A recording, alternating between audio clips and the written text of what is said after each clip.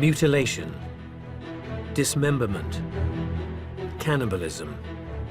Some of history's most twisted killers have seemingly been driven by a desire to desecrate their victims. She had beautiful legs, and I wanted to keep those legs. He cut off her head. He put it on the mantle above the fireplace and just yelled and screamed at it. Forensic psychologist Lou Schlesinger has spent decades delving into the minds of serial killers. They have to go beyond the killing to get gratified sexually, which in this case is mutilation and dismemberment. Serving detective Jackie Sabir is an expert in the mechanics of murder. This is a place that is so remote. If you're going to bury a body, this is the place to do it. Between them, they're analysing a series of crimes so gruesome. I've never seen a case where the dismemberment has been so extensive. They are impossible to forget. To find out that your child was being hacked into 81 pieces is something that you'll never ever forget. And investigating if its perpetrator was born to join this most diabolical of clubs. He was looking at me and then he just started giggling. And he says, "You're dying."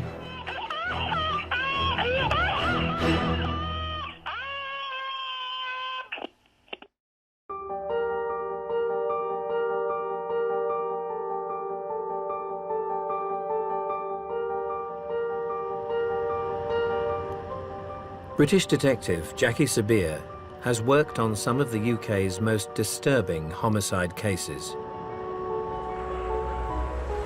She's travelled through rural Yorkshire to a historic city that was once the setting for a series of horrific crimes. Bradford is a city at the foothills of the Pennines, and it's primarily known for its industrial heritage.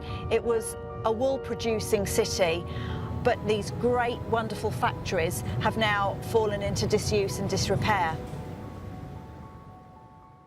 It's an area that's fairly deprived economically. Bradford has all the problems of a lot of rundown cities in terms of crime, problems with drugs and prostitution.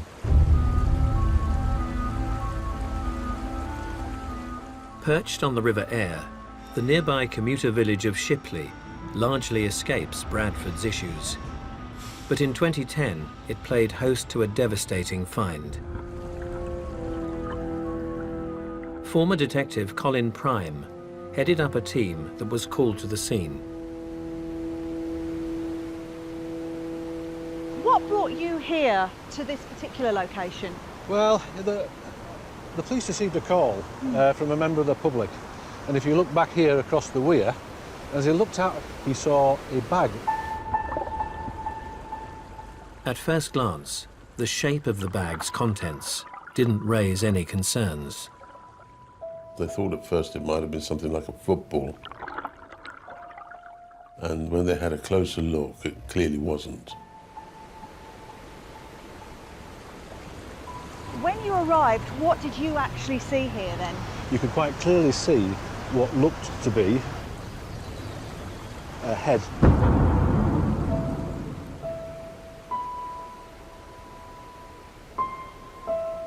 And if it wasn't already bizarre enough, the features were missing.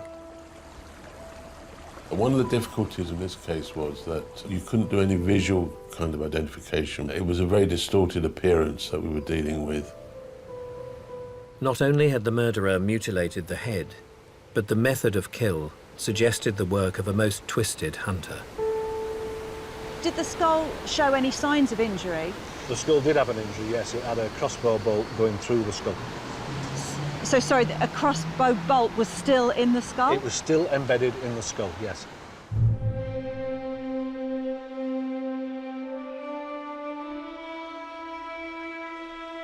But as the search of the River Aire continued, nothing could prepare police for the scene that unfolded. During that search, we recovered in excess of 80 body parts. 80? 80 body parts. I've never seen a case where the dismemberment has been so extensive as in this case.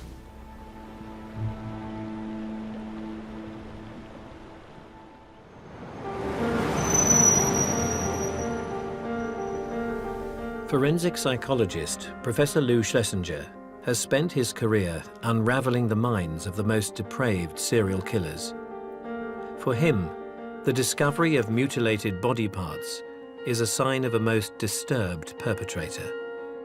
Now, in some cases, dismemberment is a method used to dispose of the body. But when you're not just dismembering, but you're mutilating, it's because that act itself is stimulating sexually. You assure yourself that the victim is absolutely without life and totally under your dominance. During the late 60s in Cape Cod, Tony Costa's murder and mutilation of 4 young women was unearthed in a local wood. I come across a plastic bag. It was dismembered, pieces. You know, I mean, the horror. I mean, God, crazy. From the mid-90s in Baton Rouge, American serial killer Shaun Vincent Gillis's macabre fascination with his victims' bodies drove him to dismember and mutilate after their death. She had beautiful legs, is one thing that I recalled about her. And I wanted to keep those legs. He's just getting gratified by dismembering, mutilating. The longer it can go on, the more gratifying it is for him. Ed Kemper dismembered his victims, but saved special treatment for his mother, who he killed and then beheaded. He put it on the mantle above the fireplace and just yelled and screamed at it.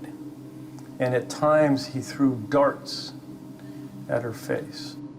He cut out her vocal cords because it was her chastising him using those vocal cords that so bothered him.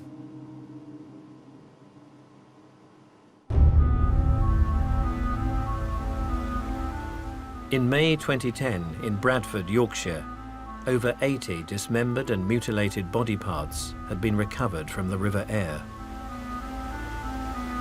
2 days after the gruesome discovery, a female victim was named.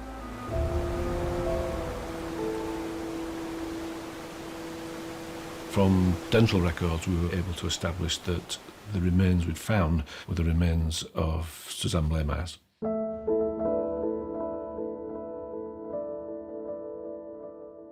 It was a tragic end for the 36-year-old who had grown up on the outskirts of the city.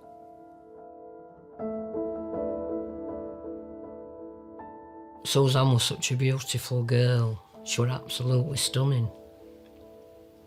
She loved dogs, cats, horses. She enjoyed most normal things kids do.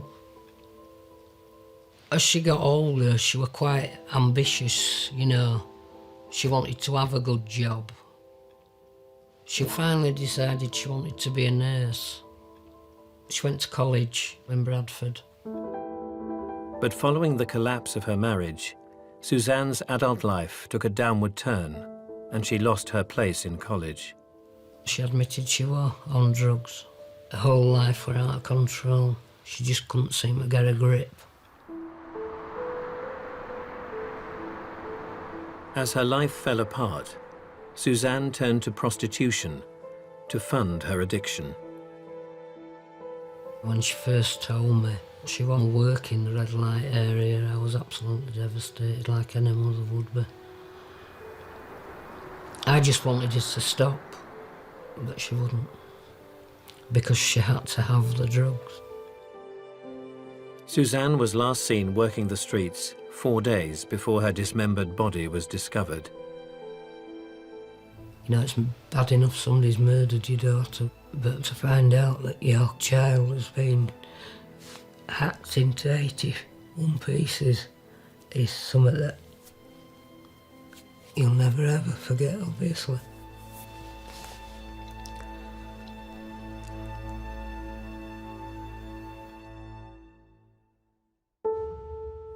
And the disturbed killer who had carried out this diabolical act was about to be unveiled.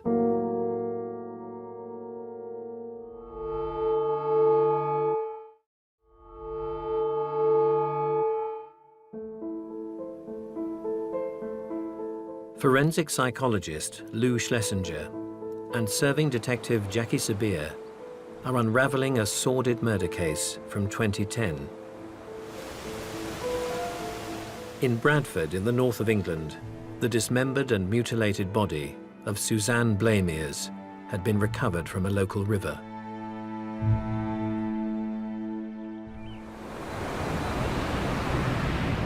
Suzanne had been working as a prostitute. 4 days earlier, she was known to have returned to a local man's flat on the edge of Bradford's red light district. What happened next was captured on camera.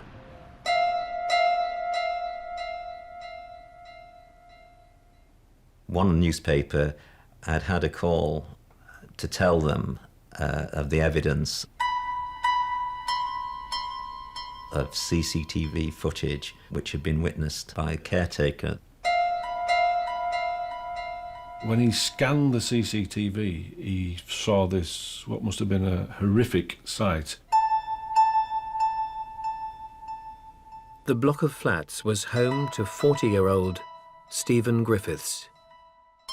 On the night in question, he and Suzanne had been seen approaching his third-floor bedsit. Detective Jackie Sabir is on the scene, unfolding the series of events that followed.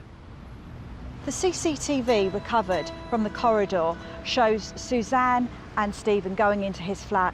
Very, very soon afterwards, she comes running out. Suzanne's mother, Nikki, has seen the video firsthand. He's either done something or it's what she's seen, and straight away she's run for the door. Straight away I think she's twigged that, you know, the summer is dangerous. She, after a short time, is seen running out of the flat with him in pursuit. He was armed with a crossbow. He'd had to stop her getting out the main entrance, but in a panic she'd forgot which end the lift were at. Nothing could prepare anyone for the brutal actions that followed. There's a struggle between them. He drags her along the floor and shoots the crossbow bolt through her head and then drags her back into that flat.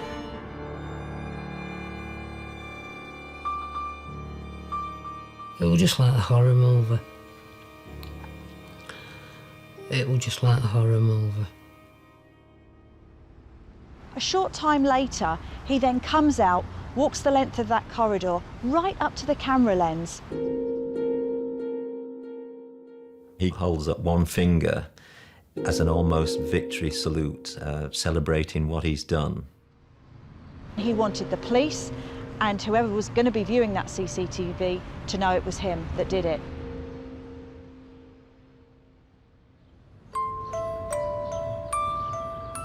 Shaun Griffiths was born in 1969.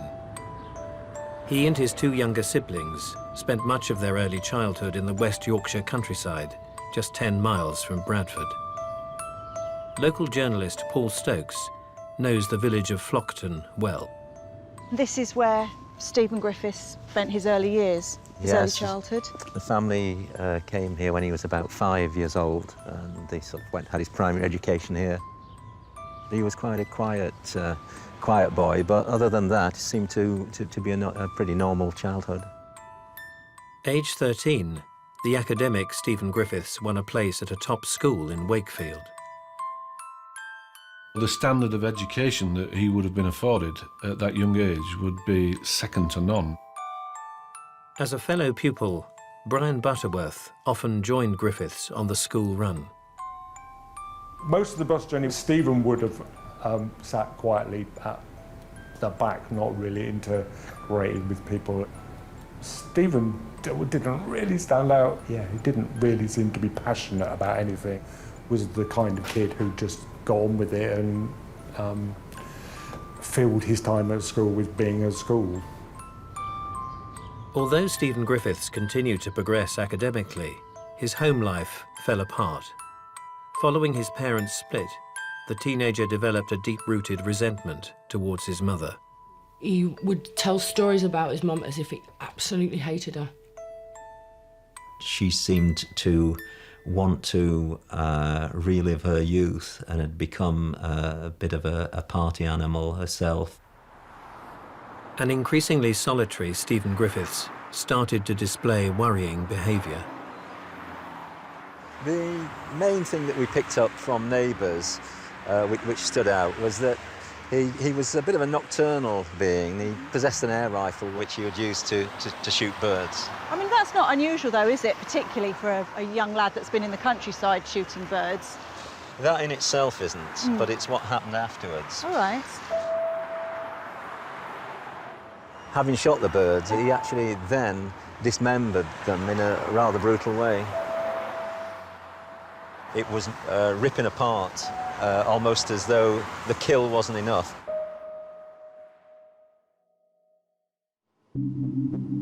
Forensic psychologist Lou Schlesinger has studied the childhoods of history's most macabre killers. Like Stephen Griffiths, many harmed animals from an early age. If young boys are going around killing animals and dissecting them, you have a major problem, and this individual needs to get help. Many serial sexual murderers started out by killing living things. They were fascinated by animals in agony. These twisted childhood actions were displayed by the prolific mutilating murderer, Jeffrey Dahmer. Pulled a fish out of the lake, just a little sunfish, and took out a pocket knife and slashed it to bits. And my other friend said, "What the hell did you do that for?" And Dahmer responded, "I just wanted to see what it looked like." A child's not going to go out and try to kill an adult right away, but you've got to warm up to these sorts of things. You've got to gain some degree in comfort in killing.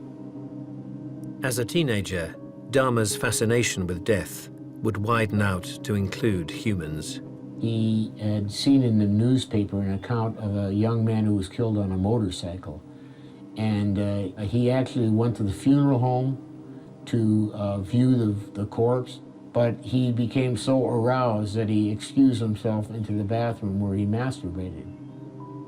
It's increasing from initially exploring animals and then taking a look at a body of somebody who's been mangled up in an accident. It's abnormal by any standard. It's disturbed.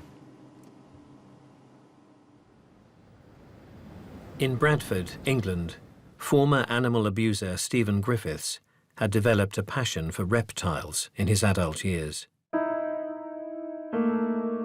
But despite his interest in lizards, former neighbour Rachel Farrington Naylor recalls an incident that suggested the 34-year-old still possessed a sadistic streak. So one day I went to Stephen's flat and I was asking him about his lizards and what they eat and everything else. And he went, "Oh, it's just feeding time, I'll show you now," and got a rat out, and this rat was sort of like cowering, and it just bit it, and it bit it in half, completely in half. And I really felt sick. And Stephen just laughed and said, "Oh, that's nature for you." In 2010, Stephen Griffiths' prey had escalated to humans. His vicious crossbow murder of sex worker Suzanne Blamires had been captured on a security camera outside his flat. The investigation into Stephen Griffiths is very unusual because there was no manhunt, so there wasn't that fear that police often have of trying to find him. With undeniable evidence, authorities swooped on Griffiths' address.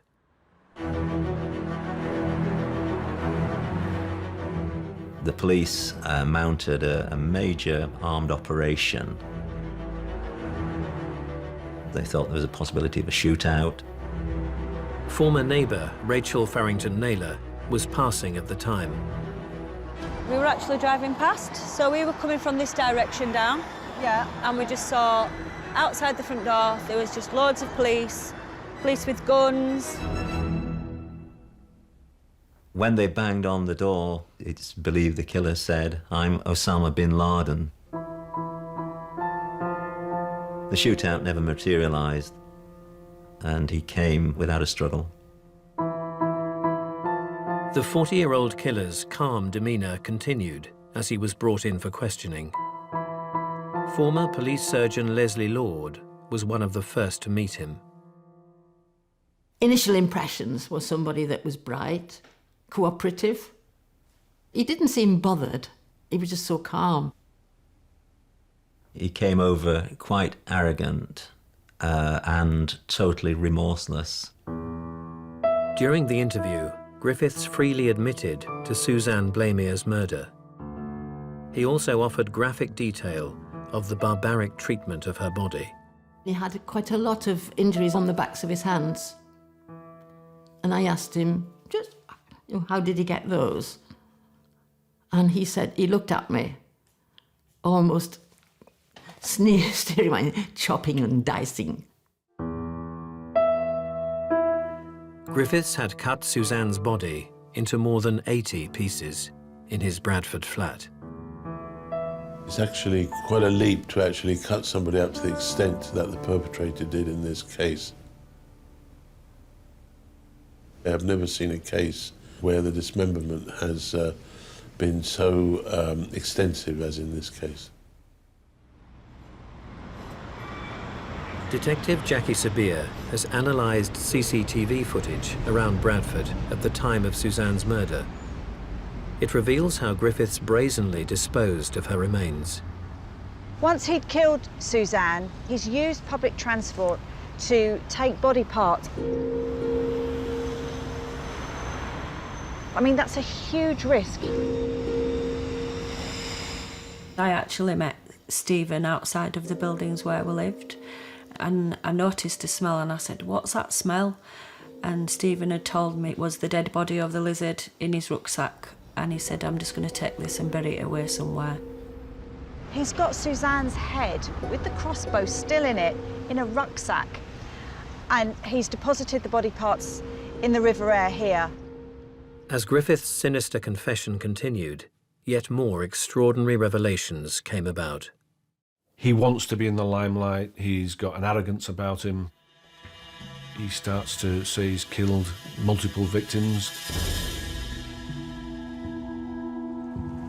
And the River Aire was about to reveal more horrors from the hands of mutilating murderer Stephen Griffiths.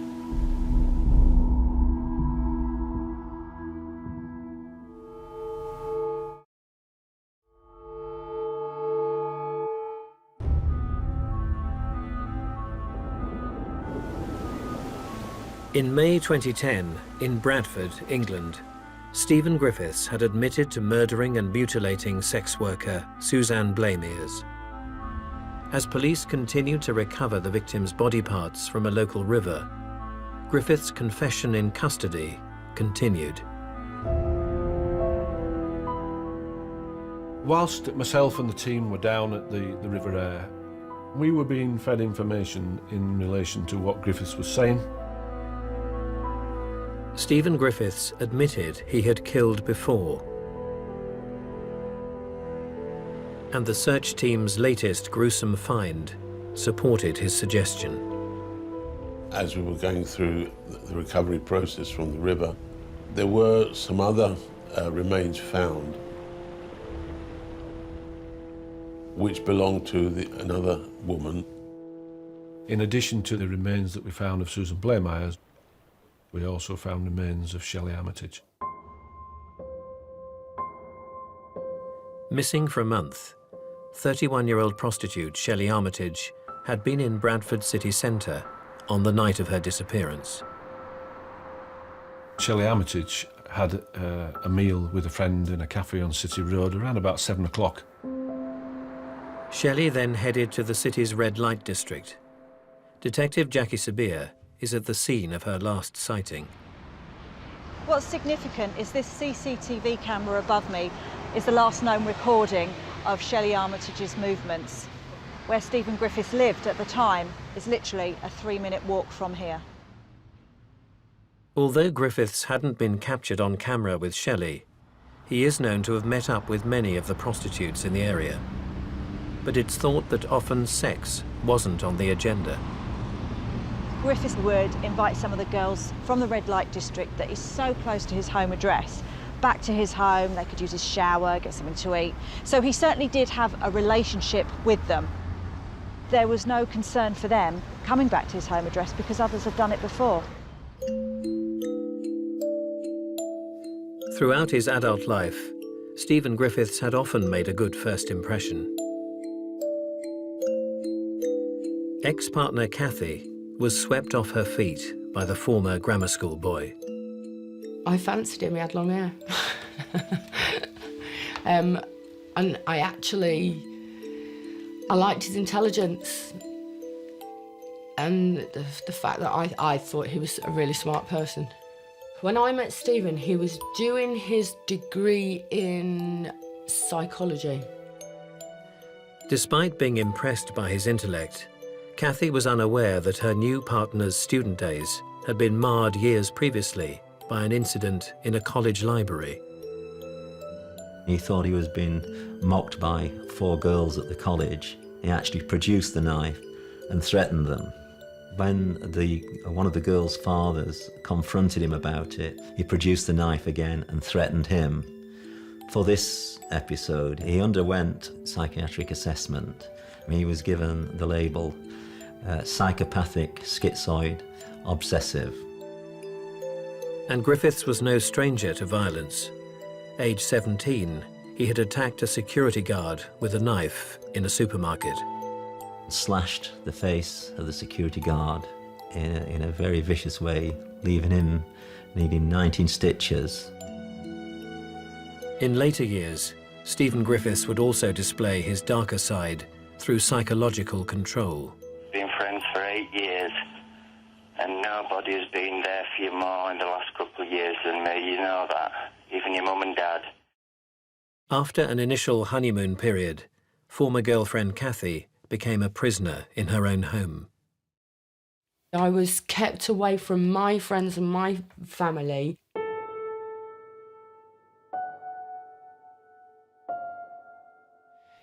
If I went to the shops or I had an appointment, I wasn't allowed anywhere unless I was with him. As she became increasingly isolated, Kathy's relatives asked the local police to check in on her. Opening the door, he's got hold of my left hand. I looked at the policeman and they said, look, your family are concerned. We're coming to check that you're okay. Are you okay? As he squeezed my hand. I remember my eyes saying no, but my mouth saying, yeah, I'm fine. Griffiths' dysfunctional childhood behaviour towards animals also resurfaced. He chopped the tail and the ears off a puppy. He's also put cats in the canal, in a bag and a stone. And his physical abuse was soon directed at his partner. He'd be really quite quiet and passive to start with, then all of a sudden he would flip and he'd hit you with something. He's stabbed me in the leg. He split my lip. Punched me in the face, broke my nose. On one occasion, in Griffiths' flat, his actions were so extreme, Kathy feared for her life. He was looking at me and then he just started giggling and laughing, and I was like, what's so funny? And he couldn't stop laughing, and he says, you're dying. And I went, pardon? And what he'd done is put a drug in my tea, and I can remember kind of swaying, and I looked at him and I said, you're not joking, are you? And he went, no. Despite being hospitalised, Kathy survived the incident and eventually broke free from Stephen Griffiths. So all I want, why it is, you think I did all that shit. At least have the decency to text or email me what it is I am supposed to have done. Whilst Kathy tried to remain out of his reach and rebuild her life, Griffiths became increasingly isolated. He did stay in his flat a lot. He used to be in all the time and he didn't have many visitors. It was very rare he did speak to anybody. He was quite a withdrawn person in himself. You'd knock on his door, you'd know he'd be in, and he wouldn't answer and he'd just stay completely quiet. Behind closed doors, it's thought that Stephen Griffiths took drugs as his solitary life took hold.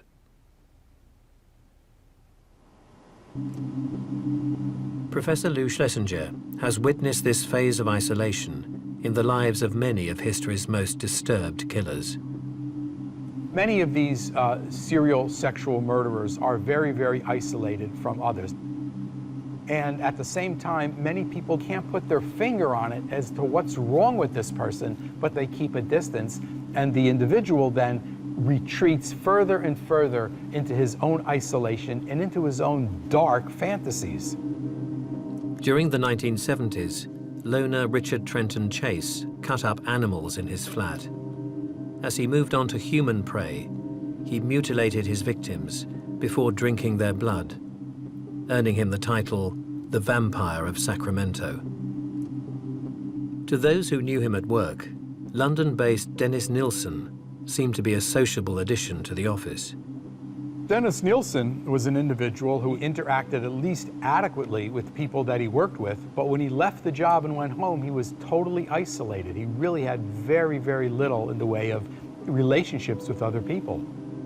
Those who had been close to Nilsson had been driven away by his self-centered, controlling personality. I can't understand you. I ask you to start filming from the feet slowly up to the head. And you go sit, pan. Bloody hell, don't you ever watch movies? They're training chimpanzees at Cape Canaveral to operate a camera. Anybody can do it. An isolated Nilsson would end the lives of at least 15 young men. Before he dismembered his victims, he regularly sat their corpses in his living room, holding conversations with them. He even would go so far as to come home from work and find the corpse sitting in the same armchair that he'd left him in that morning, and saying to him, guess what happened to me today? Nilsson was rejected by most people, yet at the same time he wanted to be with other people, and so he collected people and considered the dead people that he collected basically his friends.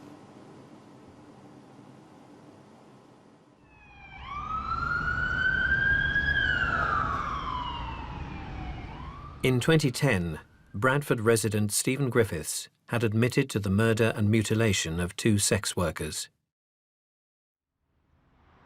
As police delved into his life, it became clear that the years leading up to his brutal crimes had been a period of solitude, during which it's thought he had become captivated by the subject of death.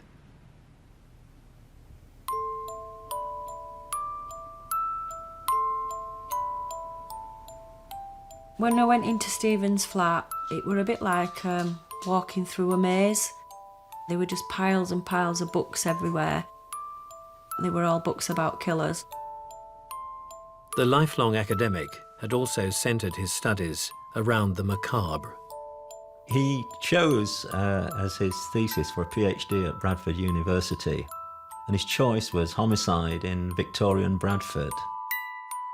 But behind closed doors, the reclusive Stephen Griffiths' interests weren't just historical. They found 2 crossbows, which we know Griffiths had called the Jaguar and the Skeleton. He used to have a few types of different weapons. One would be a knife, but he also used to carry ammonia in a squeezy washing up bottle because he would squirt that at people. Alongside his growing fascination with weaponry, he still harboured another obsession, his former partner, Kathy. Don't make me do this, Kathy. I swear to God, all I did was ring your mum and dad and I sent you some nasty texts. That's all I did. Stephen Griffiths pursued Kathy for 8 years. I was bombarded then with messages, phone calls. I was absolutely bombarded with them for attention. If you're going to blame me for doing things to you, then I might as well start doing things to you. All right? He went round to the house, he painted all the windows, filled them in, bright yellow, painted slag up the wall. You've got so many enemies there, and you want to add me to them. Then there'd be another message saying, I still miss you, Kathy. You're still my world. I really miss you as well, Kathy. You've had the police on to me, but I still care about you. And it really hurts that you think that I've done all this stuff. But out of dozens of abusive messages, for Kathy, one is still hard to forget. The answer machine clicked on, and then all there is him laughing down the phone. But I don't mean laughing, he's cackling.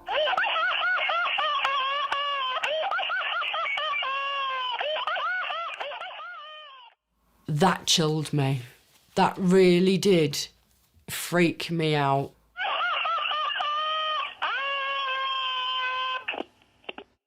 And it's the same night that one of the girls was murdered. In May 2010, Stephen Griffiths was in custody. Having admitted to the murder of a second prostitute, Shelley Armitage, traces of her body had been found in the River Aire.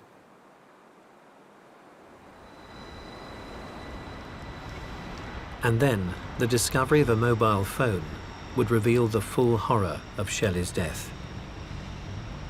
Griffiths left his mobile phone on a train. On that mobile phone was disturbing footage that he had filmed of his desecration of Shelley's body. I was shown video footage of the victim lying in a bath. It was obvious that she was dead in that bath, and he appeared to be talking to her at the same time. The harrowing video, filmed in Griffiths' flat, would reveal more disturbing detail. He had some wording scribed on the back which says something like, "I'm a sex slave." During his running commentary, Griffiths added, "I am the bloodbath artist. Here's a model who is assisting me." In my opinion, I think Griffiths wanted that phone to be found. The shock value of the viewer when they saw that footage, for me, all plays into his mastery, his control, his sensationalism of showing, look what I've done. But Stephen Griffiths' headline-grabbing antics were far from over. The nation would soon learn that dismemberment and mutilation were not the only shocking aspects of his murderous actions.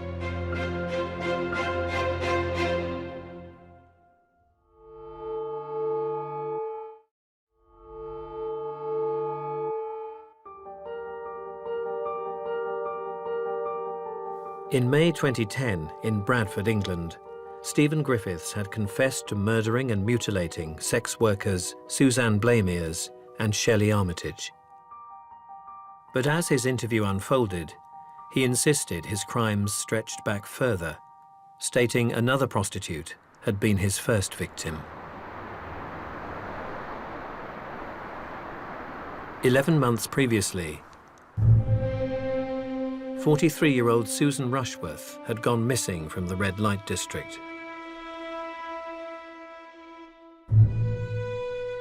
And tragically, it seemed she had ended up in Griffiths' flat. Police did find blood staining which could be matched to Susan Rushworth, which showed that the flat had been the final place for all three victims. Despite his confession, Griffiths would not reveal the whereabouts of Susan's remains. Very frustrating. Really, really difficult when you start to think about the family, because they must be living in torment, not knowing where Susan is. Many were mystified as to why Griffiths would admit to more crimes. But Detective Jackie Sabir believes the criminology student viewed 3 murders as an important landmark, the minimum requirement to fit the FBI's classification of a serial killer. It all fed into this fantasy that he was a serial killer. It all framed his terms of reference that this is who I want to be. I want the notoriety. Look at me, look what I've done. Just 4 days after his arrest, the stage was set for Stephen Griffiths as he faced murder charges in court. It turned out to be one of the most dramatic days in a British magistrate's court. And was asked to identify himself. He used the words, "Crossbow Cannibal." There were gasps in the court over the Crossbow Cannibal.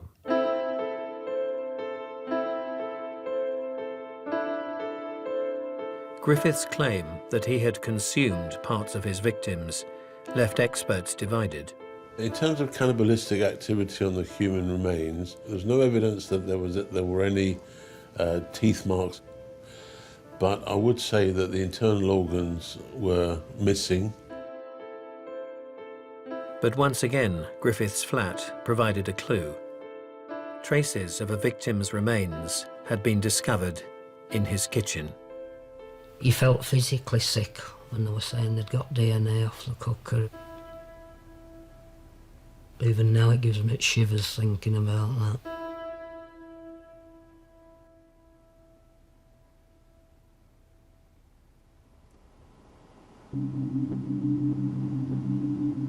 For Professor Lou Schlesinger, Stephen Griffiths' cannibalistic claims may have been born of a desire to enter the history books. He studied sexual murderers. He was totally obsessed with it, and he wanted to be a famous serial killer with a name. He named himself the Crossbow Cannibal to set him apart from other notorious serial sexual murderers. Amongst this most unusual class of killer, cannibal Jeffrey Dahmer's insatiable desire to consume human flesh has made him one of history's most infamous perpetrators. I would cook it, just as an escalation, trying something new. It made it feel like they were more part of me. What was motivating this was sexual gratification. Now, an average person looks at this, they say, how could that be sexually stimulating? And the answer is, it's not if you're normal.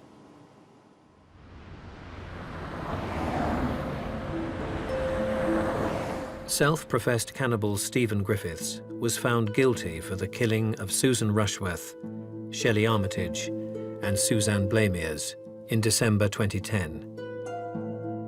Like those killers before him, who have dismembered and mutilated, Stephen Griffiths has left an unforgettable legacy. I just can't comprehend how a human being can do that. Just a monster, basically. For him, it's all been a game. But it's not for other people. All of it has been for shocking the world. For Jackie Sabir, Griffiths' gruesome MO, committed after his victim's death, gives a crucial insight. We know he killed Suzanne with a crossbow. That was very quick and effective. But actually, the time would have been taken in the dismemberment is so significant, I think. It was all about power, control. Even in death, I have got control over this. This despicable inner desire connects Stephen Griffiths to a most diabolical class of killer, whose ultimate destiny was to mutilate and desecrate. Jeffrey Dahmer, Shaun Gillis, Edmund Kemper, Stephen Griffiths are basically doing it for the same reason. Killing is not sufficient, so they have to go beyond the killing to get gratified sexually, which in this case is mutilation and dismemberment.